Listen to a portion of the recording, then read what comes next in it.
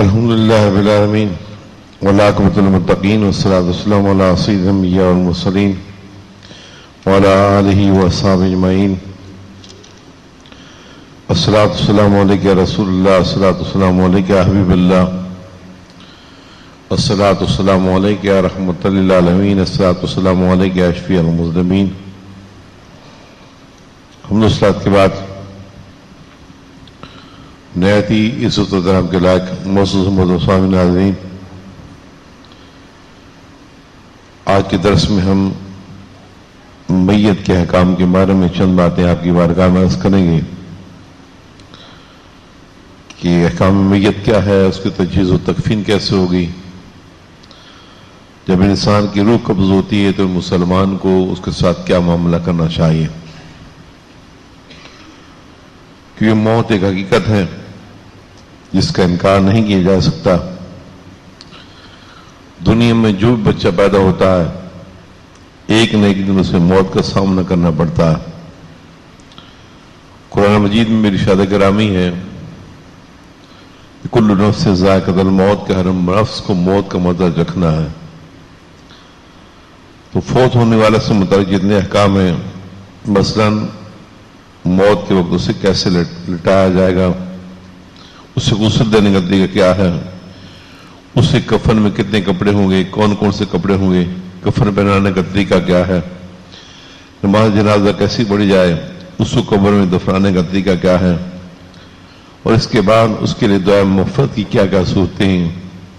ان تمام احکام کا تعلق میت کے عزیزوں کے ساتھ، رشتہ داروں کے ساتھ، دوست و احباب کے ساتھ، خاص طور پر اس کے گھر والوں کے ساتھ ہوتا ہے۔ لہذا ہم میں سے ہر شخص کو ان تمام مسائل کا جاننا، ان کا علم ہونا ضروری ہے۔ سب سے پہلی بات کہ جب کسی پر موت کی علامتیں ظاہر ہو جائیں کہ وہ مرنے کے قریب ہے، مثال کے طور پر اس کی ایک علامت، بڑی علامت یہ ہے کہ انسان کے پاؤں ڈھیلے پڑ جاتے ہیں، انسان چل نہیں سکتا، اور ایک علامت یہ کہ اس کا ناک ٹیڑھا ہو جاتا ہے۔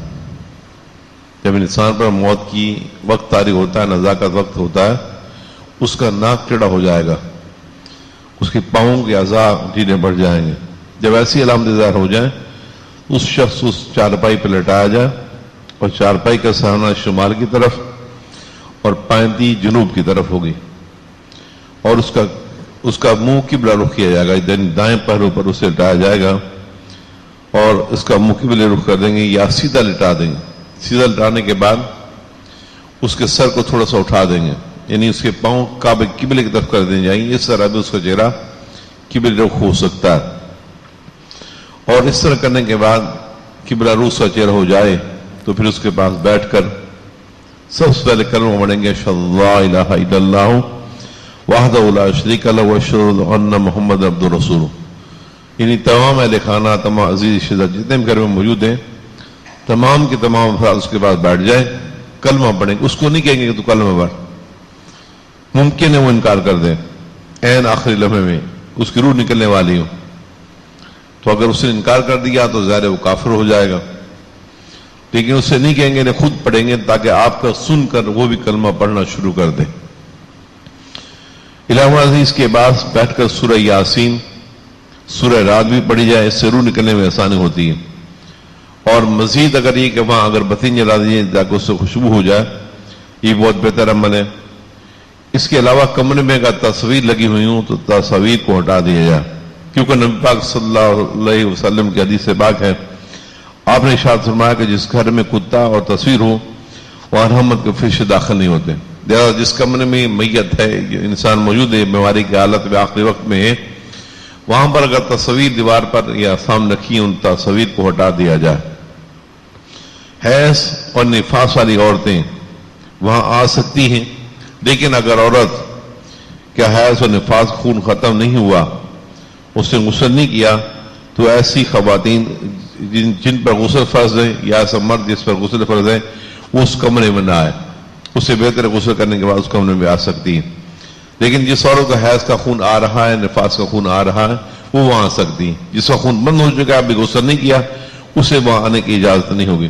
جب انسان کی روح نکل جائے روح نکلنے کے بعد اس کی آنکھیں بند کر دیں، اور تاکہ کھلی نہ رہ جائیں. آنکھوں کو بند کرنے والا جب اس کی آنکھیں اس طرح بند کرے گا، آنکھیں بند کرتے وقت کہے گا بسم اللہ وعلی ملت رسول اللہ اللہم یسر علیہ امرہ وسہل علیہ ما بعدہ واسعدہ بلقائک واجعل ما خرج الیہ خیر مما خرج عنہ.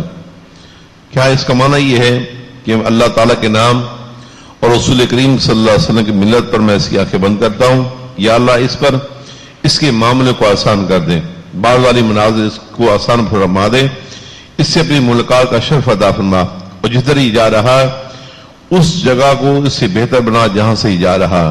یہ مکمل دعا اگر یاد نہ ہو تو بندہ اتنا ہی کہہ دیں بسم اللہ والا ملت رسول اللہ. آنکھیں بند کرتے ہوئے بندہ پڑھے گا بسم اللہ والا ملت رسول اللہ. میت کی آنکھیں بند ہو جائیں، اس کے بعد آنکھیں بند کرنے کے بعد ٹانگیں سیدھی کر دیں، اس کے ہاتھوں کو بازوؤں کو پہلوؤں کی طرح ایسے رکھ دیا جائے تاکہ بالکل سیدھا کر کے اسے لٹا دیں. کپڑے کی ایک چوڑی پٹی لے کر ایک ٹھوڑی کے نیچے سے لے کر سر کے اوپر اسے باندھ دی جائے تاکہ اس کا منہ بند ہو جائے. بعض اوقات منہ کھل جاتا ہے، اس لیے شروع میں ابتدائی طور پر جب روح نکل جائے تو روح نکلنے کے بعد انسان ایک چوڑی پٹی لے کر اس کو یہاں ٹھوڑی کے نیچے سے لے کے یہاں تک باندھ دیتا تاکہ اس کا منہ کھلے نہ کھلا نہ جبڑے بند ہو جائے، منہ بند ہو جائے اور کھلنے سے محفوظ ہو جائے. پیٹ پر کوئی بھاری چیز لوہا وغیرہ رکھ دیا جائے تاکہ پیٹ پھول نہ جائے. لوہا رکھنے میں لوہے کی تاثیر ہے کہ اگر پیٹ پر لوہا رکھ دیا جائے تو انسان کا پیٹ پھولتا نہیں.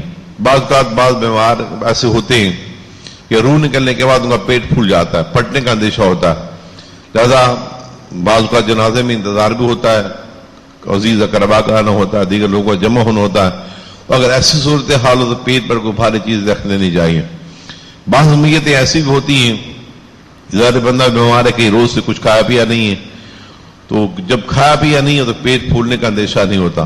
یہ عام طور پر ایسا ہوتا ہے کہ اچانک موت آ جائے، کسی نے کچھ کھایا پیا ہو، پیٹ پھول جاتا ہے، لہذا اس کے لیے اہل خانہ کی ذمہ داری کہ اس کے پیٹ پر کوئی لوہے کی چیز رکھ دی جائے. یاد رکھیں میت کے پاس بلند آواز سے رونا، بین کرنا سخت منع. البتہ اظہار غم کے لیے آنسو بہانے میں کوئی حرج نہیں ہے، آنسو بہا سکتے ہیں، ہلکا پھلکا رو سکتے ہیں، لیکن بلند آواز سے رونا بین کرنا منع ہے. یہ بات خواتین کو خاص طور پر یاد رکھنی چاہیے کہ اپنی زبان سے کوئی نجائز کلمہ یا برگاہ خداوندی میں شکایت کا جملہ نہ نکالیں، بلکہ صبر کا مظاہرہ کریں، اس سے بہتری اور نہیں ہے. اور یہی اسلامی تعلیمات. جیسے کہ بعض اوقات ہمارے گھروں میں دیہاتوں میں ایسا ہو جاتا ہے، بلکہ شہری زندگی میں بھی ایسا ہوتا ہے کہ میت ہو جائے تو عورتیں بیٹھ کر بین کرنا شروع کر دیتی ہیں، اللہ تعالیٰ کی بارگاہ میں شکوہ کرتی ہیں، یا اللہ تو نہیں اسے مارنا تھا، یا اللہ اس کے بچے ابھی چھوٹے ہیں، یعنی کہ بچے کون پالے گا. اس قسم کے الفاظ نہیں کہنے چاہیے، اس لیے کہ اللہ تعالیٰ کی بارگاہ میں شکایت ہو جائے. یہ اسلامی تعلیمات کے منافی ہیں. اب میت کا انتقال ہو گیا، اس کے بعد آپ نے اسے لٹا دیا، ظاہر ہے تھوڑے وقت بعد اسے غسل دینا ہے. غسل دینے کا طریقہ کار کیا ہے؟ میت کو غسل دینے کا طریقہ ہی ہے اس کو کسی باپردہ جگہ پر، لکڑی کے تختے پر جو عموماً محلے کے مسجد مل جاتا ہے، اس پر لٹا دیں گے. ناف کے نیچے سے گھٹنوں تک، یعنی اس جگہ سے ناف سے لے کر گھٹنوں تک پردہ کر دیں گے تاکہ اس کی بے پردگی نہ ہو. اس تختے کے ارد اگر بتی جلا دیں تاکہ وہ خوشبو بھی رہے. ممکن ہے کہ اس کی بیماری کے باعث یا کوئی ایسی گندگی باہر نکلے گی جس سے بدبو ہو سکتی ہے. ظاہر بات کرنے والے لوگ باتیں بہت کرتے ہیں، لہٰذا ان سے بچنے کے لیے بھی بہتر یہ ہے کہ اس مقام پر اگر بتی جلا دی جائے تاکہ جس مقام پر غسل دی جا رہا ہے وہاں خوشبو آتی رہی. ایک شخص غسل دے اور دوسرا پانی ڈالے گا. ایک شخص کا کام ہے کہ اس پر ہاتھ پھیرے گا، غسل دے گا، دوسرا آدمی اس پر پانی ڈالے. غسل دینے کے لیے وہاں ایسے لوگ ہوں جنہیں میت کے ساتھ خصوصی تعلق ہو، اس کے عزیز رشتہ دار قابل اعتماد ہوں. ایسے بھی رشتہ دار نہ ہو کہ جو بعد میں باتیں کرتے رہیں، ناپسندہ کوئی بات نظر آئی، کوئی ایسی چیز نظر آ گئی، بعد میں وہ دو آدمی بڑھنے یار وہ میت اس کو غسل میں نے دیا تھا، اس میں یہ معاملہ تھا، اس میں یہ خرابی تھی، اللہ معاف کرے، پتہ نہیں کیا کرتا رہا ہے، وہ بڑا گناہ کیا اس نے. یہ بے پردگی ہے، یہ آپ اس کا راز فاش کر رہے ہیں. لہٰذا غسل دینے کے لیے ایسے لوگوں کا اہتمام ہونا چاہیے، ایسے رشتہ دار ہوں، ایسے تعلقداروں کو جو اس کے راز کی حفاظت کر سکے. اس بات کا خاص اہتمام اہل خانہ کو کرنا چاہیے کہ فقط وہی لوگ اس کو غسل دیں گے جو اس کے قریبی رشتے دار ہوں، نہ کہ کوئی ناپسندہ بات دیکھے تو وہ دوسروں کو نہ بتائیں. میت کو سیدھا لٹا کر سب سے پہلے اسے استنجا کرائیں گے. استنجا کرانے کے بعد اسے وضو کرایا جائے گا. اور استنجے کے لیے بھی آج کل جو کفن بنے بنائے ملتے ہیں اس کے ساتھ چھوٹی سی تھیلیاں مل جاتی ہیں. وہ تھیلی بندہ ہاتھ پر چڑھا سکتا ہے. ہاتھ پر چڑھانے کے بعد آپ استنجا کرا سکتے ہیں. یا ویسے بھی ظاہر آپ استنجا کرتے ہیں، ہم استنجا کرتے ہیں تو کیا کرتے ہیں؟ ہمارا ہاتھ کہاں لگتا ہے؟ ہماری نپاکی میں جاتا ہے. استنجا کرنے کے بعد ہم اپنے ہاتھ دھو لیتے ہیں. ویسے بھی ہاتھ سے استنجا کرایا جا سکتا ہے، لیکن عام طور پر اس دور کے حساب سے وہ تھیلیاں ملتی ہیں بنی ہوئی، اس کو ہاتھ پر چڑھا کر استنجا بھی کرایا جا سکتا ہے. اور وضو کرائیں گے اس کے بعد، لیکن وضو میں اس کے منہ میں نہ پانی ڈالیں گے، نہ کلی کراتے ہوئے نہ ناک میں پانی ڈالیں گے، نہ منہ میں پانی ڈالیں گے. ہاں ایسا ہو سکتا ہے کہ غسل دینے والا اپنا ہاتھ گیلا کر کے یا کوئی کپڑا لے کر روئی لے کر اسے گیلا کر کے ہلکا پھلکا اس کے دانتوں میں مار دیں، ہلکا سا اس کے ناک میں مار دیں، کیونکہ پانی اگر اندر چلا گیا تو پانی کا نکالنا مشکل ہو جاتا. اس لیے میت کا خاص طور پر اہتمام کرنا چاہیے. اور یہ باتیں جو میں بتا رہا ہوں آپ ذہن نشین کر لیں، گھر میں اپنی خواتین کو، عورتوں کو بھی بتائیں کہ آج میت کے غسل دینے کا طریقہ ہمیں بتایا، اس کا یہ طریقہ کار ہے. کیونکہ خواتین نے خواتین کو غسل دینا ہے، مردوں نے مردوں کو غسل دینا ہے. اس لیے ہماری عورتوں کو، ہمارے مردوں کو، تمام کو یہ طریقہ کار آنا چاہیے.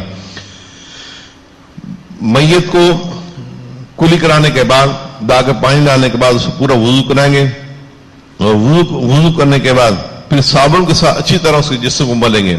جیسے سیدھا لیٹا نا بندہ، اب ایک بندہ پانی ڈال رہا ہے، دوسرا بندہ اسے اس جگہ مل رہا ہے، اسے اس بال مل رہا ہے، منہ مل رہا ہے، یہ تمام جسم کو مل لیں گے. ملنے کے بعد پھر اسے بائیں پہلو پر لٹائیں گے. یہ بائیں پہلو ہوتا ہے، یعنی الٹے بازو کی طرف اسے ایسے کر دیں گے. کرنے کے بعد یہ سائڈ جو ہے پیچھے کی، اس پر پانی اور صابن لگائیں گے تاکہ یہ حصہ دھل جائے. یہ دھونے کے بعد اسے دائیں پہلو پر لٹایا جائے گا. دائیں پہلو پر لٹانے کے بعد اس طرح کا پورا دھل جائے گا. پھر کیا ہوگا؟ اس کے بعد ایک شخص اس کی پیٹھ کے پیچھے بیٹھ جائے گا. بیٹھنے کے بعد اس کو اٹھا کر اپنے پیٹ کے ساتھ لگا لے گا. یعنی آپ نے ایسے بندہ ہے، اب آپ نے اٹھا لیا، آپ اس کے پیچھے بیٹھے ہیں، اس کی پیٹھ آپ پیٹ کے ساتھ لگی ہونی چاہیے. اور اس کی پیٹ کو اس طرح ملنا ہے، یہ اس طرح اس کی پیٹ کو ملنا ہے. آپ نے اس طرح ہاتھ ملیں گے تاکہ اگر کوئی گندگی وغیرہ ہے، کوئی حاجت وغیرہ تو وہ اس کی نکل جائے. ظاہر اب وہ اس کی روح نکل چکی ہے، اب وہ تو حاجت کرنے سے باغ ہے. اب آہستہ آہستہ زیادہ زور بھی نہیں لگانا، آہستہ آہستہ پیٹ ملا جائے گا تاکہ اگر کوئی گندگی وغیرہ ہے تو اس کے پیٹ سے باہر نکل جائے. پھر اس کے بعد انتہائی نرمی کے ساتھ کسی کپڑے یا نرم تولیے سے اس کے جسم کو خشک کر دیں گے. اور خشک کرنے کے بعد یاد رکھیں میت کے ناخن بڑے ہوئے ہوں، بال بڑے ہوں، نہ بال کاٹے جائیں گے نہ ہی اس کے ناخن کاٹے جائیں گے، چاہے زیر ناف بال کیوں نہ ہو. ان بالوں کو اب کاٹنے سے وہ پاک ہو گیا، لہذا ان کو نہیں کاٹا جائے گا. کنگھی ہی کی کریں گے کیونکہ اب میت کو ان باتوں کی ضرورت نہیں رہی. بعض لوگ غسل کے لیے مٹی کے گھڑے، کوزے خرید کر غسل دیتے ہیں اور بعد میں مسجد میں رکھ دیتے ہیں. عام طور پر ایسا اس رواج گاؤں دیہاتوں میں ہوتا ہے کہ وہ اسپیشلی بازار جاتے ہیں، گھڑے لے کر آتے ہیں، کوزے لے کر آتے ہیں، ان کوزوں کو بھرا جاتا ہے اور بعد میں ان مٹکوں کو اور کوزوں کو مسجد میں رکھ دیتے ہیں. یہ بالکل جائز نہیں ہے، یہ مال کا ضائع کرنا ہے. آپ کے گھر میں کسی برتن میں پانی ڈال کر اسے غسل دے سکتے ہیں. اور غسل دینے کے لیے جو برتن استعمال کیے جاتے ہیں وہ ناپاک نہیں ہوتے، وہ پاک ہی رہتے ہیں. اس لیے کہ وہ انسان ہے، آپ کا باپ ہے، آپ کا بھائی ہے، آپ کا چچا ہے، آپ کی ماں ہے، آپ کی بہن ہے، کوئی بھی ہے. آپ گھر میں رہیں، آپ کے ساتھ اٹھتے بیٹھتے نہیں، کھاتے پیتے نہیں، وہ ناپاک نہیں ہوگا. مرنے سے بندہ ناپاک نہیں ہو جاتا. اس لیے گھر کے برتنوں میں غسل دیا جا سکتا ہے. اور برتن ناپاک نہیں ہوتے، ان برتنوں کو بندہ بعد میں استعمال بھی کر سکتا ہے. اس لیے ان باتوں کو یاد رکھیے گا کہ یہاں تک آج کی باتیں ہماری کافی ہو گئی کہ غسل دینے کا طریقہ کیا ہے. وہ اس کا طریقہ کار یہی ہے کہ سب سے پہلے میت کو سیدھا لٹانے کے بعد اسے ہلکا سا پانی گیلا کر کے کپڑے کو دانتوں پر مل دیں گے، ناک میں پانی ڈال دیں گے. پانی نہیں ڈالیں گے، ہلکا سا گیلا کپڑا لگا دیں گے.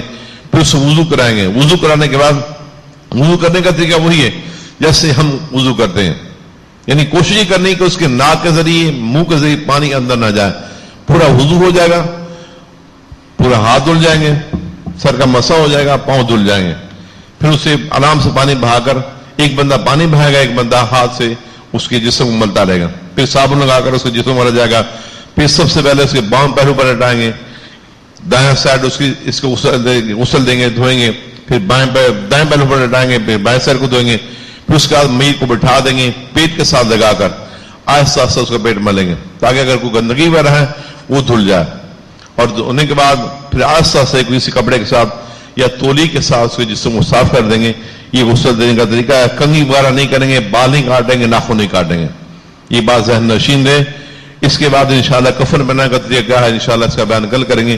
اللہ تعالیٰ ہم سب کو عمل کی توفیق عطا فرمائے۔